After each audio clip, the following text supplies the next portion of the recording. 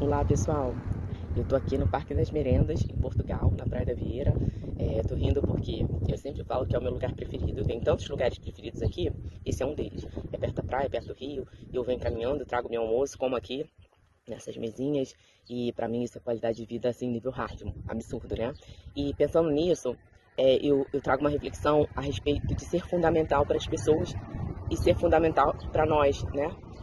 Pra gente mesmo enquanto sujeito. A gente tem a tendência de achar, principalmente a mãe, tá? A mulher, que nós somos fundamentais na vida das pessoas, dos filhos, porque eles crescem dependendo exclusivamente de nós, né? Do nosso leite materno, do alimento que a gente prepara, da casa limpa, das roupinhas limpas, de resolver as coisas da escola. Não que o pai não faça, claro, mas toda essa questão aí que envolve a maternidade.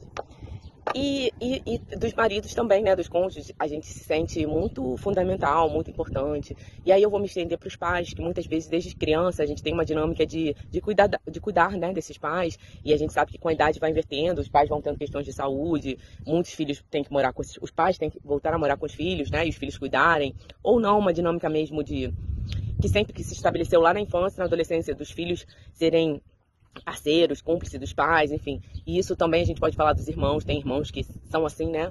Tem um que é o salvador, que ajuda, que lidera, os outros irmãos, enfim. E os amigos também, muitos têm essa dinâmica. Então o fato é que a gente sempre se acha muito fundamental para as pessoas.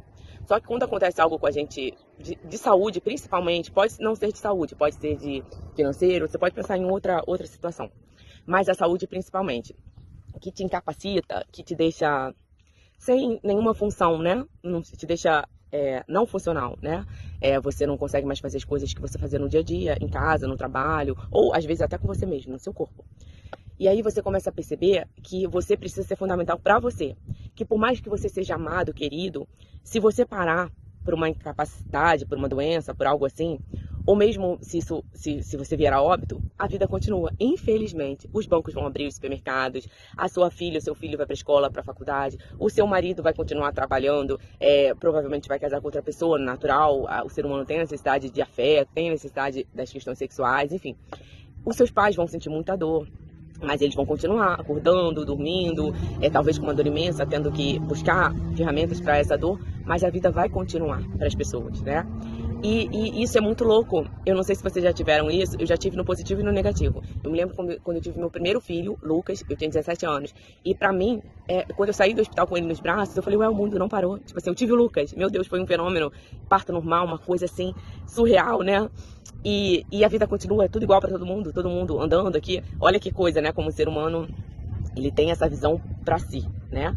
E aí, de uma forma negativa, quando eu tive uma questão séria de saúde, eu vi que mesmo as pessoas que me amavam, e isso não é uma crítica, né? É um fato, uma constatação, a vida continua para as pessoas. O sol nasce, elas vão para a praia, elas fazem comida, elas vão trabalhar, elas se divertem, elas choram, elas têm problemas, não é só você que está com problemas, as pessoas têm também.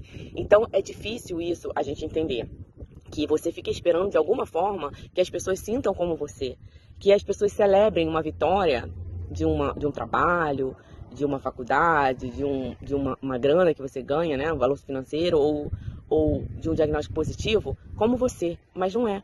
Então, eu queria refletir sobre isso e falar, né, pra gente aprender a valorizar, assim, a celebrar, o nome não é valorizar, é celebrar as pequenas coisas, tanto ruins, quando for uma notícia ruim, quanto quando for uma notícia boa, né, aprender a você fazer o seu ritual de luto por aquilo, luto de um fim de um relacionamento, luto de um fim de uma mudança de país, e também uma celebração de algo que você conseguiu, porque dessa forma você vai estar celebrando e não vai estar esperando do outro.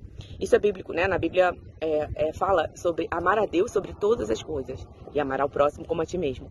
Então, não tem como nós amarmos o próximo sem não nos amarmos. Aí, pegando essa frase, precisamos celebrar. Nós somos fundamentais. Para nós. Para o outro, não. Infelizmente, não. Você pode ser a mãe mais maravilhosa do mundo. Eles vão sentir muito a sua falta. Você pode ser a esposa exemplar. Vai ser uma dor, assim, de cortar a alma. Você pode ser uma filha, uma irmã, uma amiga. Surreal. Mas a vida vai continuar para todos. Então, a vida parou para você.